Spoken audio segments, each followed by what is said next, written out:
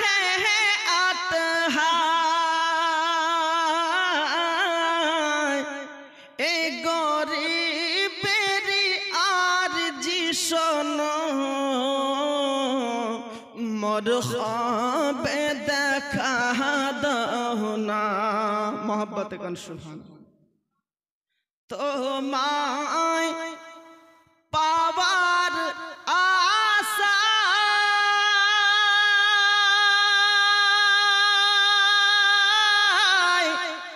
মন ছুটে যায় মদিনায় এ গরিবেরি আরজি শোনো আর দূরে থাকিও না এই গরিবেরি আরজি শোনো আর দূরে রাখিও না। মোহব্বত কোন সুবহান। পৃথিবীর বুকে আল্লাহ পাক আল্লাহ তাআলা বিশ্ববাসীদের জন্য জানিয়ে দিল, হে বিশ্বের মানুষেরা তোমরা শুনে নাও, আমি আল্লাহর নবী মহানবী সাল্লাল্লাহু তাআলা আলাইহি সাল্লাম বললাম, লাউ আন্না রাজুলান সাইদা বাইদা দুকনি ওয়াল মাকাম ইব্রাহিম ফাসাল্লা ওয়া সামা সুম্মা মাতাহু ওয়া মুবগিদুন লি আহলি বাইতিন মুহাম্মাদিন সাল্লাল্লাহু আলাইহি সাল্লাম দাখালান নার। জোরে কাম সুবহানাল্লাহ।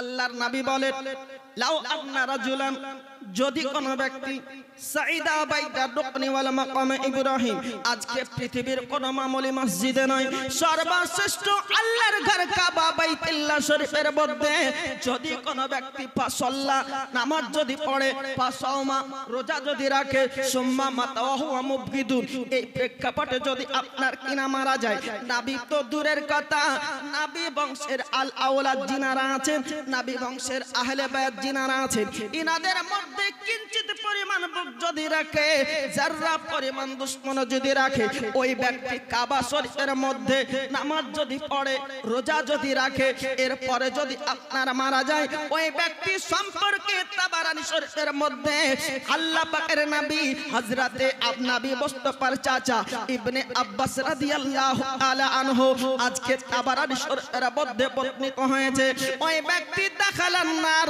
জাহান্নামে দাখিল হবে। জোরে কোন সুবহানাল্লাহ। নবী তো দূরের কথা, নবী বংশের আহলে বায়াত জিনারা আছেন, আল আওলাদ জিনারা আছেন, এনাদের মাঝে যদি কিঞ্চিত পরিমাণ দুশমনী রাখে, সেই ব্যক্তি জাহান্নামে দাখিল হবে। আব্বাজি মুসলমান আমার, এবার আসুন এই নবী বংশের আহলে বায়াতের গুরুত্বটা কি, নবী বংশের আল আওলাদের আদর্শটা ছিল কি রূপ। আমাদের পার্শ্ববর্তী দেশ হলো বাংলাদেশ, যে বাংলাদেশের মধ্যে আজকে ফিলিস্তিনের সরজমিনে তাকিয়ে যদি দেখা যায়, মুসলমান বাচ্চা বাচ্চাদের উপরে এমন নির্মম অত্যাচার আজকে ইসরায়েলের পক্ষ থেকে চালানো হচ্ছে, যেটা অত্যন্ত আজকে নিন্দনীয়, অত্যন্ত আজকে হৃদয় বিদারক, অত্যন্ত দুঃখজনক, যার দৃশ্য দেখার পরে চোখের পানি ধরে রাখতে পারবেন না। আব্বাজি মুসলমান আমার, আজকে ফিলিস্তিনের সরজমিনে হসপিটাল পর্যন্ত হামলা করেছে। আজকে হসপিটালের মধ্যে আজকে আমাদের মুসলমানদের শুধু আজকে অনুসারী ব্যক্তি নয়, হসপিটাল এমন একটা জায়গা, ওইখানে হিন্দু ভাইদেরকে ট্রিটমেন্ট করা হয়, বৌদ্ধ ধর্মের আজকে অনুসারীদেরকে ট্রিটমেন্ট করা হয়, শিখ ধর্মের আজকে অনুসারীদেরকে ট্রিটমেন্ট করা হয়, সমস্ত ধর্মাবলম্বী মানুষের ট্রিটমেন্ট করা হয়, যেখানে ওইটাকে আমরা হসপিটাল বলি। কিন্তু আজকে দুঃখের বিষয় হলো মিল্লাতে ইসলামী আমার ওই হসপিটালকে পর্যন্ত আজকে বম মেরে আজকে ফিলিস্তিনের বুকে উড়িয়ে দিয়েছে, নিস্তনাবুদ করে দিয়েছে। একদিনে 11 থেকে 12,000 মুসলমান আজকে ওই ইসরায়েলের অত্যাচারে মারা গিয়েছে। মিল্লাতে ইসলামী আমার এইরকমই অত্যাচার আমাদের পার্শ্ববর্তী বাংলাদেশের আপনার মিয়ানমার মায়ানমার বলে একটা জায়গা আছে। ওই মায়ানমারের মধ্যে আমাদের মুসলমান ধর্ম অনুসারী ব্যক্তিদেরকে রাস্তার উপরে খোলাখুলি বকরি জবাহ করে দিয়েছিল। আজকে আমার বলার উদ্দেশ্য হলো এটাই, আজকে ওইখানে বৌদ্ধ ধর্মাবলম্বী মানুষের ম্যাচুরিটি বেশি থাকার কারণ বশত ওনারা এটা করেছে। আজকে মুসলমানদেরকে নিস্তানাবুদ করার জন্য আজকে পরোক্ষভাবে সরাসরি হামলা চালিয়ে মুসলমানদেরকে ধ্বংস করে ফেললো। আমি ওই সমস্ত বৌদ্ধ ধর্মের অনুসারীদের পক্ষে একটাই কথা বলতে চাই, আজকে বৌদ্ধ ধর্মের অনুসারীদেরকে লক্ষ্য করে একটা মেসেজ দিয়ে যায়। আজকে আব্বাজি মুসলমান আমার, আমরা জানি বৌদ্ধ ধর্মের একজন ধর্মগুরু আছে যার নাম বলা হয়েছে কি জানেন? বুদ্ধদেব, গুরু গৌতম বুদ্ধ। গুরু গৌতম বুদ্ধের একটা আপনার শিষ্য ছিল যার নাম বলা হয়েছে আনন্দ।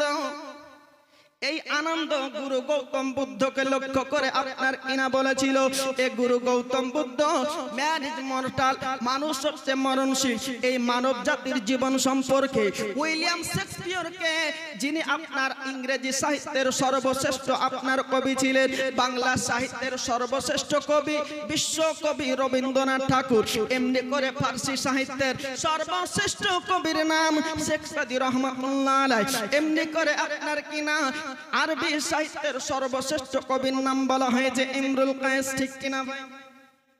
আব্বাজি মুসলমান আমার, এ গুরু গৌতম বুদ্ধকে শিষ্য আনন্দ প্রশ্নবিদ্ধ করে বলল, হুজুর, ম্যান ইজ মর্টাল, মানুষ হচ্ছে মরণশীল। এই মানুষের আপনার মরণ সম্পর্কে, মানব জাতির জীবন সম্পর্কে উইলিয়াম শেক্সপিয়রকে জিজ্ঞাসা করা হয়েছিল, what is the definition of the life? মানব জাতির জীবন সম্পর্কে আপনার কি ধারণা, আপনার কি মন্তব্য? আজকে উইলিয়াম শেক্সপিয়র আজকে পৃথিবীবাসীকে এটাই মেসেজ দিয়েছিল, life is a continue journey till the beautiful growth. জোরে সুবহানাল্লাহ। মানব জাতির জীবন হলো চলমান ট্রেনের ন্যায়, যার আখেরি স্টপেজ হলো গোরস্থান, কবরস্থান। যাই হোক আব্বাজি মুসলমান আমার, গুরু গৌতম বুদ্ধকে শিষ্য আনন্দ আজকে জানতে চাইল, হুজুর, ম্যান ইজ মর্টাল, মানুষ হচ্ছে মরণশীল, আমিও একদিন মারা যাব, আপনিও একদিন মারা যাবেন। পৃথিবীর বুকে বংশ পরম্পরায় আমাদের পৃথিবীর বুকে আমাদের নাসাল, আমাদের বংশের বাপ থেকে ছেলে, ছেলে থেকে বেটা, বেটা থেকে পোতা, এমনি করে যত পৃথিবীর বুকে মানুষ ভূমিষ্ঠ হবে আমাদেরকে পরকালের শিক্ষাকে দেবে। আজকে গুরু গৌতম বুদ্ধ কত সুন্দর ভাষায় আজকে জানিয়ে দিল, I am not the first Buddha who came on the earth nor shall I be the last, in one time another Buddha will arise in the world. Guru Gautam Buddha বলল, আমি পৃথিবীবাসীর জন্য সর্বফার্স্ট এন্ড সর্বলাস্ট বুদ্ধ নয়, in one time another Buddha will arise in the world. এই পৃথিবীর বুকে অন্য একজন বুদ্ধর আজকে আবির্ভূত হবে। A holy one supremely enlightened, endowed with wisdom, in conduct holy and pure such, as I now proclaim Ananda said how shall we know him. অর্থাৎ গুরু গৌতম বুদ্ধর সন্নিকটে আজকে আপনার শিষ্য আনন্দ বলল, হুজুর, আমরা কিভাবে তাকে চিনবো? How we shall know him, how we shall know him, আমরা কিভাবে তাকে চিনবো? গুরু গৌতম বুদ্ধ বলল, এ শিষ্য আনন্দ শুনে রেখে দাও, উনি আমার মতো উচ্চ আজকে ধর্মমত প্রচার করবে, উনি আমার চাইতে সত্য সৎ আজকে পৃথিবীর বুকে আজকে সৎকর্ম, আজকে সৎধর্ম, উৎকৃষ্ট আচার ব্যবহারের আদর্শবান হয়ে আজকে উত্তম চরিত্রের অধিকারী হয়ে পৃথিবীর বুকে পদার্পণ করবে। গুরু গৌতম বুদ্ধ বলল, আজকে শিষ্য আনন্দ জানতে চাইল, আজকে হাউ শ্যাল উই নো হিম, আমরা কিভাবে তাকে চিনব? গুরু গৌতম বুদ্ধ শিষ্য আনন্দের উত্তরে বলল, he will be known as মাতৃ। জোরে গান সুবহানাল্লাহ। গুরু গৌতম বুদ্ধ শিষ্য আনন্দকে লক্ষ্য করে বলে দিল, পৃথিবীর বুকে উনি শান্তির বুদ্ধ, করুণার বুদ্ধ নামে পরিচিতি লাভ করবে। উনি আর কেউ নাই, আমার শাহনশাহ জীবিকার মাদানিকে তাজদার, নবীও কা সরদার, নবী মুহাম্মদুর রাসূলুল্লাহ। জোরে কোন সুবহানাল্লাহ। গুরু গৌতম বুদ্ধ শিষ্য আনন্দকে বার্তা দিয়ে দিলেন, অথচ আজকে বৌদ্ধ ধর্মের ধর্মগুরু না, বৌদ্ধ ধর্মের অনুসারীরা এই মুসলমান ধর্মের ধর্মগুরু সম্পর্কে না জেনে না বুঝে মুসলমানদের উপর অত্যাচার চালালো। আব্বাজি মুসলমান আমার, এই মুসলমান ধর্ম সম্পর্কে আল্লাহ পাক আল্লাহ তাআলা জানিয়ে দিয়েছেন, ইন্নাদ দীনা ইনদাল্লাহিল ইসলাম, নিশ্চয় আমি আল্লাহ পাকের নিকটে সর্বোত্তম ধর্ম হলো ইসলাম ধর্ম। জোরে কোন সুবহানাল্লাহ।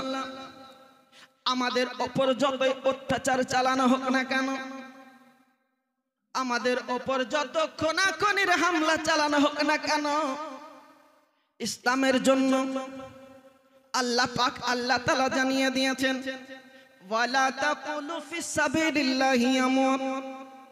এ বিশ্বের মানুষেরা তোমরা শুনে নাও, যদি কোনো বান্দা বান্দি ফি সাবিলিল্লাহ আল্লাহর রাস্তায় যদি শহীদ হয়ে যায়, ওই ব্যক্তি মরে না, সর্বোপরি জিন্দা থাকে। জোরে কোন সুবহানাল্লাহ। এই জন্য আব্বাজি মুসলমান আমার, ওই রাহে খোদায় ফি সাবিলিল্লাহ ইমামে আযম শহীদে আযম ইমাম হুসাইন রাদিয়াল্লাহু তাআলা আনহু থেকে নিয়ে হযরতে খোলাফায়ে রাশিদিন শেরে খোদা মুশকিল কুশা হায়দার কাররার মাওলা আলী রাদিয়াল্লাহু তাআলা আনহু আপনার খানদান ঘরানা রাহে খোদাই ফি সাবিলিল্লাহর বাস্তে আজকে শহীদ আলী আযম শহীদে আযম ইমাম হুসাইন রাদিয়াল্লাহু তাআলা আনহু 72 জন কাফেলা বর্গকে নিয়ে কারবালার সরজমিনে আজকে আল্লাহর পছন্দনীয় ধর্মকে ইসলাম ধর্মকে জিন্দা করার জন্য, ইসলাম ধর্মকে আজকে পুনরুদ্ধার দেওয়ার জন্য, সর্বোপরি জিন্দা রাখার জন্য নিজের মূল্যবান জানকে বিসর্জিত করেছে। এবং 6 মাসের আলী আসকারকে পর্যন্ত, যুবক তাজা আলী আকবরকে পর্যন্ত আজকে কারবালার সরজমিনে লুটিয়ে দিয়েছেন, বিবিকে ব্যবহার করে দিয়েছেন। জোরে কোন সুবহানাল্লাহ। আদর্শ ইসলাম পথের জন্য, ফি সাবিলিল্লাহর জন্য আল্লাহ পাক আল্লাহ তাআলা আমাদেরকে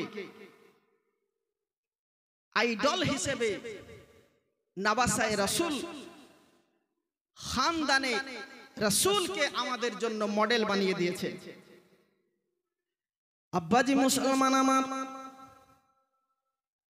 এই জন্য আজকে আল্লাহর ধর্মকে, আমাদের পছন্দনীয় ধর্মকে, আল্লাহর মনোনীত ধর্মকে আজকে আমরা আপনার কিনা স্বীকৃতি দেওয়ার জন্য, আজকে ইসলাম ধর্মকে সর্বোপরি জাগরণ করার জন্য আমরা কখনো পিছু হটতে চাই না।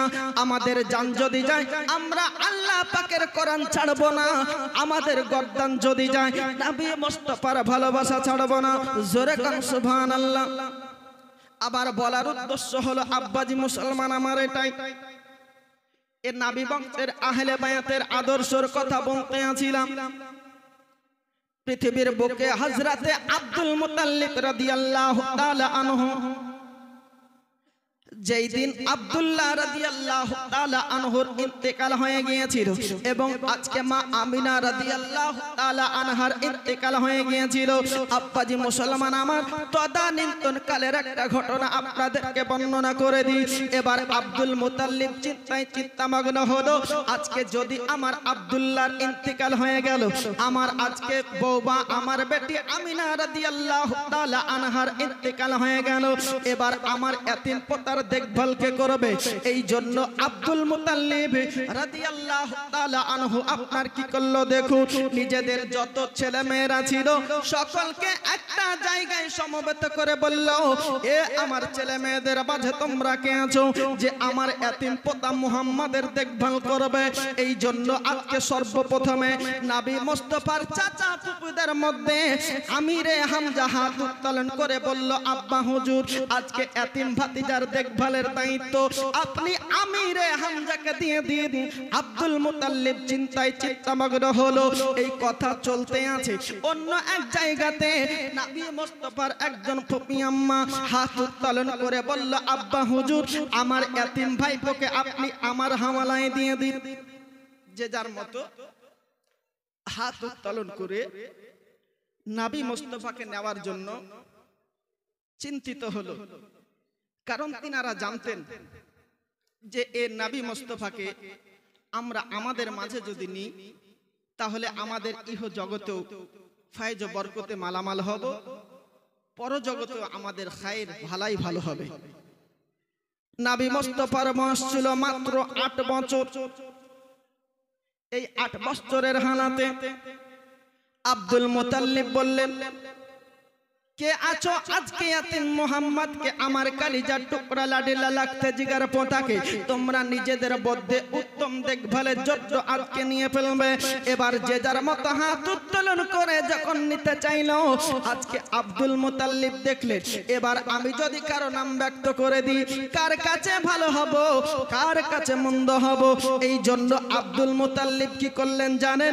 আজকে এতিম মুহাম্মদ সাল্লাল্লাহু আলাইহি সাল্লাম মাত্র 8 বছরের আজকে শিশু অবস্থায়, 8 বছরের শৈশবকালে আব্দুল্লাহর বেটা মুহাম্মদ সাল্লাল্লাহু আলাইহি সাল্লামকে আব্দুল মুতাল্লিব বললেন, এ আমার কলিজার টুকরা, আমার এতিম পোতা মুহাম্মদ আজকে কার কাছে যেতে বলে? আমি আব্দুল মুতাল্লিব কালার হব।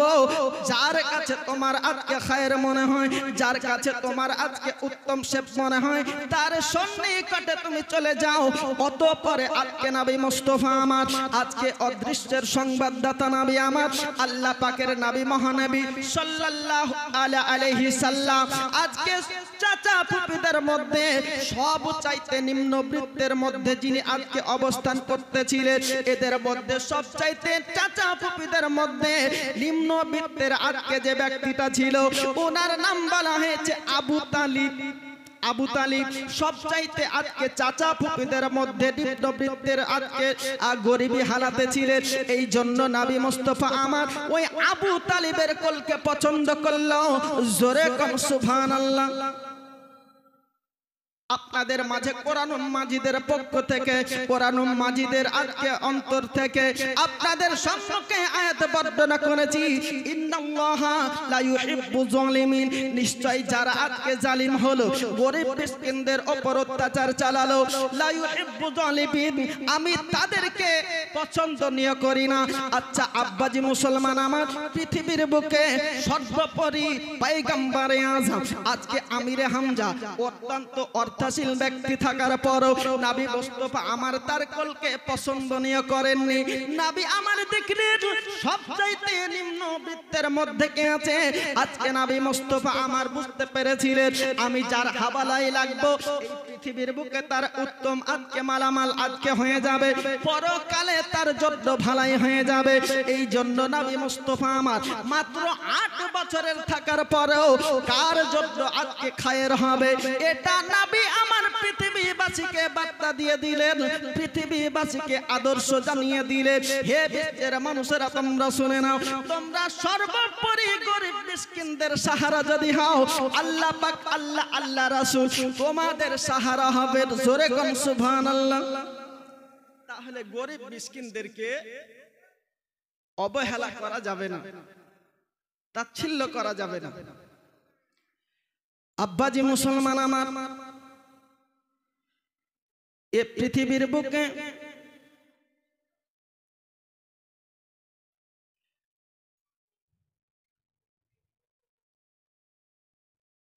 দুরূদ শরীফ পড়ে আল্লাহুম্মা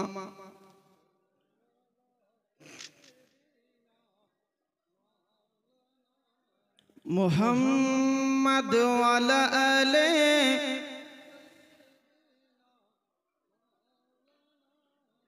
মুহাম্মাদ সাল্লাল্লাহু তাআলা আলাইহি সাল্লাম। আব্বাজি মুসলমান আমার, আমাকে কমিটির পক্ষ থেকে একটা টপিকের উপর আলোচনা করতে বলা হয়েছে, ইনশাআল্লাহ বলবো। বাস একটু মহলটা তৈরি করতে যাচ্ছিলাম। আর আপনাদের মাঝে এই বাজারটার নামটা জানেন কি চাচা? তেঘরি বাজার, তেঘরিয়া গাজনা বাজার, অনেক দোকানপাট ব্যবসার উপরে প্রত্যেকে হয়তো ডিপেন্ড করে, এটা আমি আশা রাখি, আমার অভিজ্ঞতার উপরে বললাম। এই ব্যবসার ফায়জ ও বরকত উসুলের জন্য একটা বিষয় বলে বড় ভাইজান আপনার টপিকে চলে যাবে। আব্বাজি মুসলমান আমার, পৃথিবীর বুকে আল্লাহ পাক আল্লাহ তাআলা জানিয়ে দিয়েছেন, আনা আমাল্লাহু আলাইহিম মিনান নাবিয়্যিনা ওয়াস সিদ্দিকিনা ওয়াস শুহাদাই ওয়াস সালিহিন, নিশ্চয় আমি আল্লাহ পাক আল্লাহ তাআলা চার শ্রেণীর ক্যাটাগরির মধ্যে আমি রব্বুল ইজ্জাতের পক্ষ থেকে ইনআম দিয়েছি, আমি রব্বুল আলামিনের পক্ষ থেকে নিয়ামত পুরস্কার আজকে দিয়েছি। তার মধ্যে 1 নাম্বার হলো নবীগণ, 2 নাম্বার হলো সিদ্দিকিনগণ সত্যবাদীগণ, 3 নাম্বার হলো আপনার শুহাদাগণ, 4 নাম্বারে হলো সলিহিন নেককারগণ। জোরে কোন সুবহানাল্লাহ। এই নেককার ব্যক্তিদের মধ্যে পৃথিবীর বুকে যিনারা তাকওয়া পরহেজগারিতা অর্জন করেছে, এনাদেরকে আমরা সলিহিনদের লিস্টের মধ্যে আজকে চিহ্নিত করতে পারি। এবার আসুন আব্বাজি মুসলমান আমার, এই পৃথিবীর বুকে মাযহাবের শ্রেষ্ঠ একজন ইমাম, যিনার নাম বলা হয়েছে ইমামে আযম আবু হানিফা রাহমাতুল্লাহ আলাইহি। যে ইমামে আযম আবু হানিফা রাহমাতুল্লাহ আলাইহি আপনার মস্ত বড় একজন ব্যবসায়িক ছিলেন, বড় আজকে কাপড়ের কারবার তিনি করতেন। এবার আসুন মিল্লাতে ইসলামে আমার ও ইমামে আযম আবু হানিফা রাদিয়াল্লাহু তাআলা আনহু কত বড় তাকওয়া পরহেজগারিতা অর্জন করেছেন। দেখুন ইমামে আযম আবু হানিফা আজকে মালিকের পক্ষ থেকে সর্বশ্রেষ্ঠ তদানীন্তন কালের একজন মালদার অর্থশীল ব্যক্তি ছিলেন তিনি। এনার পক্ষ থেকে অনেকে টাকা আপনার কিনা ধার নিত, যে যার মতো সময় করে টাকা পরিশোধ করত। আর ইমামে আযম আবু হানিফা রাহমাতুল্লাহ আলাইহি ওই সমস্ত মানুষদেরকে কোনো আজকে বিরক্তির ভাব দেখাতেন না। ইমামে আযমের সন্নিকটে যে যার মতো ব্যক্তি অর্থ ধার নিত, আর সময় অপেক্ষে যদি পরিশোধ করতে না পারতো, ইমামে আযমের সম্মুখে ওই ব্যক্তিগুলো সম্মুখে যেতেন না, লজ্জাবোধ করতেন এবং মুখ ঢাকার পরে আপনার স্থানান্তরিত হতেন। ইমামে আযম আবু হানিফা রাহমাতুল্লাহ আলাইহি এটা লক্ষ্য করেছিলেন, আজকে আমার সন্নিকটে পূর্বের নাই কেন আসে না, কেন আমাকে সালাম মুসাফা করে না। ইমামে আযম বুঝতে পারলেন আমার ধার টাকার পরিশোধ না করতে পারার কারণবশত। এবার ইমামে আযম ওই ব্যক্তিকে লক্ষ্য করে বলল, ওগো আমার ভাই, আজকে ইতিপূর্বে আমার সঙ্গে যে এরকম সালাম মুসাফা আপনি করতেন, আমার মাঝে দেখা সাক্ষাৎ মহব্বতের আলাপ আলোচনা আপনি করতেন, আজকে আমি কয়েকদিন থেকে লক্ষ্য করতে আছি কেন আমার সঙ্গে পূর্বের নাই দেখা সালাম মুসাফা আপনি করেন না। বলে হুজুর, আপনার কাছে যে টাকা ধার নিয়েছি সময় পার করে দিয়েছি, পরিশোধ করতে না পারার কারণবশত। সঙ্গে সঙ্গে ইমামে আযম আবু হানিফা রাহমাতুল্লাহ আলাইহি ওই ব্যক্তির 2 হাত জোড়ে বিনয়ের সহিত বলতে আরম্ভ করে দিয়েছে, ওগো আমার ভাই, আজকে লজ্জার কিছু নাই। আমি ইমামে আযম এই হিসাবটা যদি রব্বুল ইজ্জাতের কাছে দিতে হয়, আমি ইমামে আযম নিজের পক্ষ থেকে আমাকে আমি নির্দলীয় লজ্জাজনক মনে করি। জোরে কোন সুবহানাল্লাহ। আব্বাজি মুসলমান আমার, ও ইমামে আযম দাওয়াত খাবার জন্য আত্মীয় বাড়ি আপনার কিনা দাওয়াতের বাড়ি যাবে। এবার ইমামে আযম আপনার যে কাপড়ের ঘরে কর্মচারীরা আছেন, ওই কর্মচারীকে লক্ষ্য করে বলল, হে আমার কর্মচারী ভাই, আজকে জুম্মার নামাজের পরে কিংবা জোহরের নামাজের পরে আজকে ওই দাওয়াত বাড়ি দাওয়াত খেতে যাব, আর আমার এই কাপড়ের ব্যবসার দেখভাল আজকে এই আমার ফিরে আসার পূর্ব মুহূর্ত পর্যন্ত তোমাকে এটা দেখভাল করতে হবে। ক্যাশ বাক্সের টাকাগুলো তুমি যথাযোগ্যভাবে হিসাব করে নাও। ইমামে আযমের আপনার কর্মচারী কি করলো দেখুন, ক্যাশ বাক্সের টাকাগুলো হিসাব করে দেখা গেল 40,000 মতো আপনার কিনা টাকা রয়েছে। এবার ইমামে আযম কাপড়ের ব্যবসা করতেন। ওই কাপড়ের আপনার কিনা দুটো কাপড়ের মধ্যে যার ন্যায্য মূল্য ছিল 10 টাকা দর, আর ইমামে আজম ওই কাপড় দুটো ছিঁড়া ফাটা থাকার কারণবশত ওই কাপড় দুটো আজকে 5 টাকা কম দরে বিক্রি করতে বলে গেলেন। এবার আজকে ইমামে আজমের কর্মচারী ভুলবশত ওই দুটো কাপড় অন্য অন্য কাপড়ের রেটে আপনার বিক্রি করে দিয়ে বলল।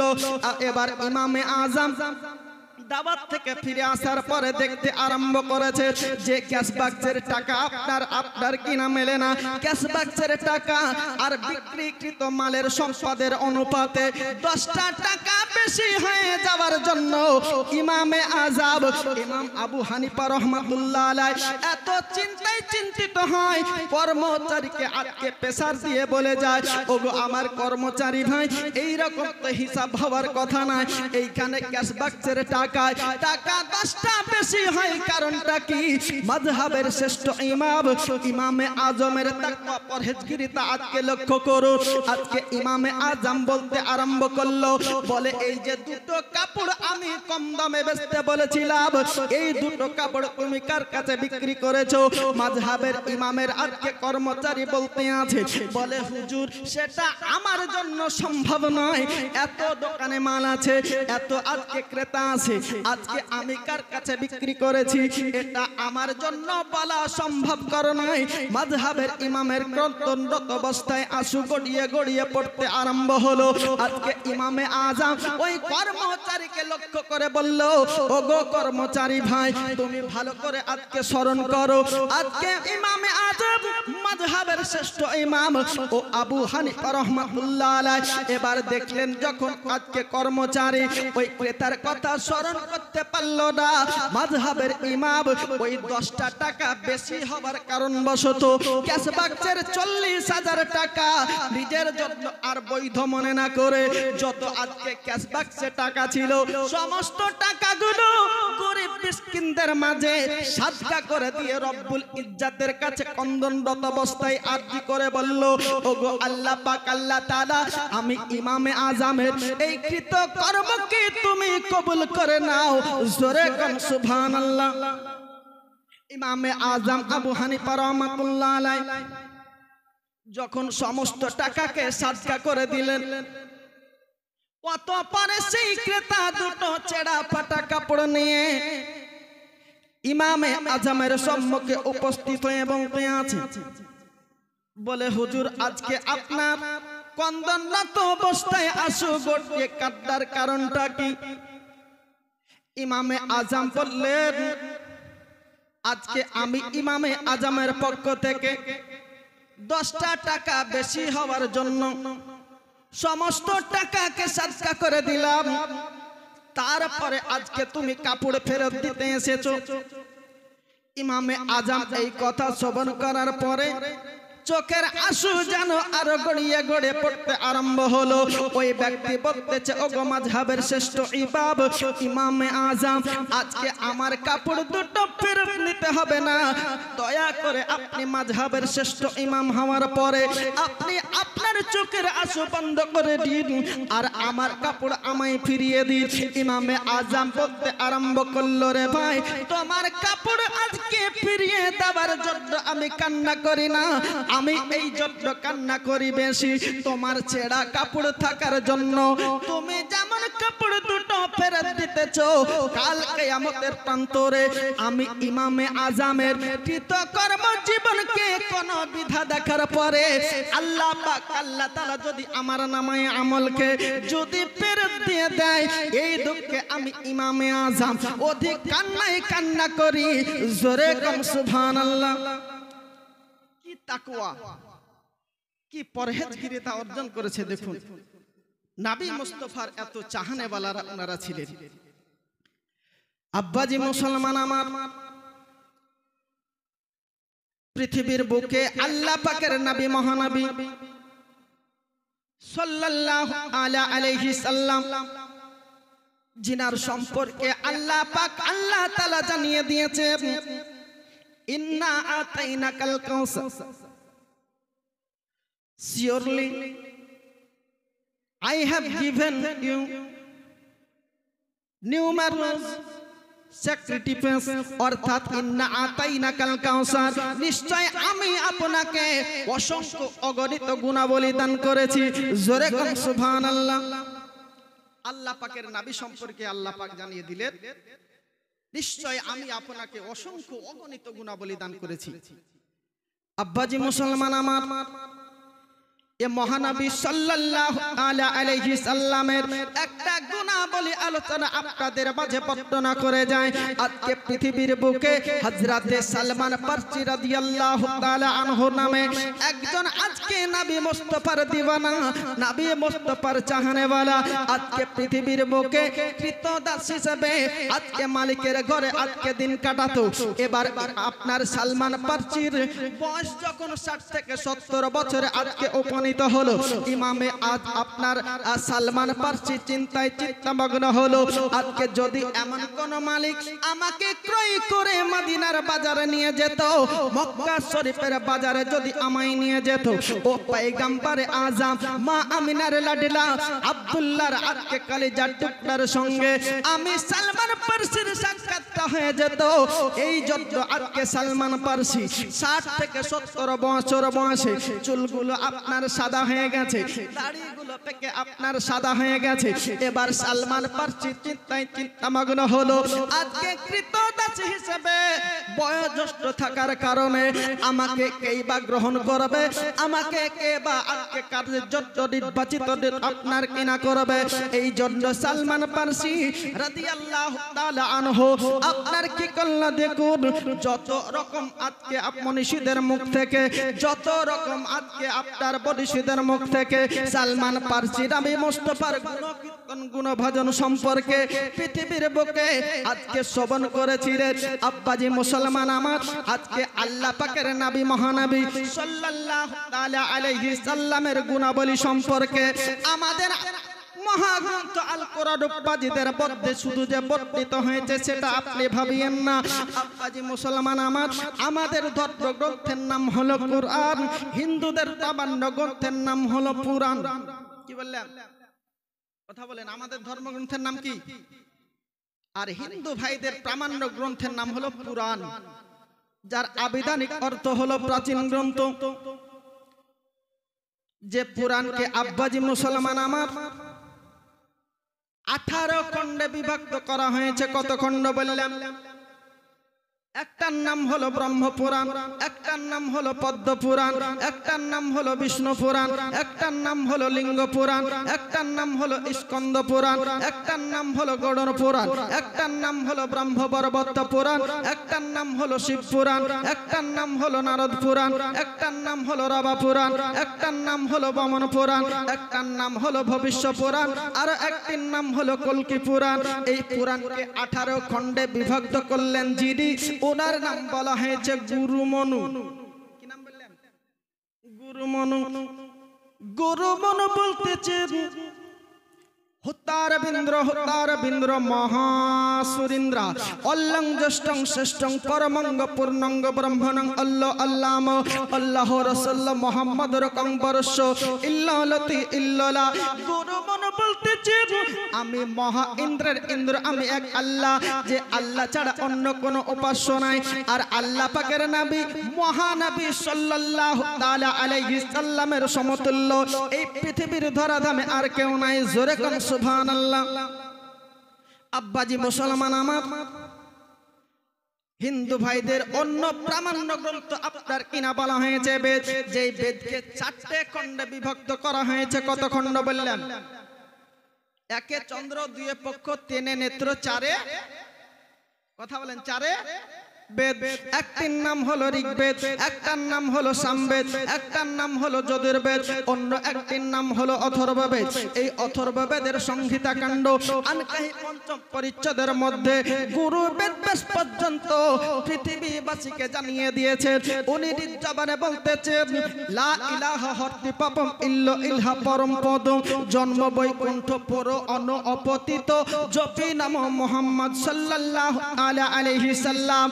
গুরু বেদব্যাস পৃথিবী পৃথিবীবাসীকে জানিয়ে দিলেন যদি কোনো ব্যক্তি লা ইলাহা একবার পড়ে নাই তার জীবনের সমস্ত গুনাহ আপনার কিনা মাফ হয়ে যায়। আর যদি কেউ একবার ইল্লাল্লাহ জিকির জপ করে নাই চরম প্রশংসার অধিকারী বেনে যায়।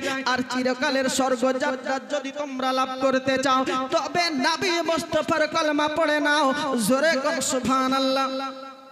এবার আসুন নবী মুস্তাফার হাদিসের মাঝে নবী আমার কি বললেন, মান ক্বালা লা ইলাহা ইল্লাল্লাহ ফাদাখালাল জান্নাতা, জোরে কোন সুবহানাল্লাহ।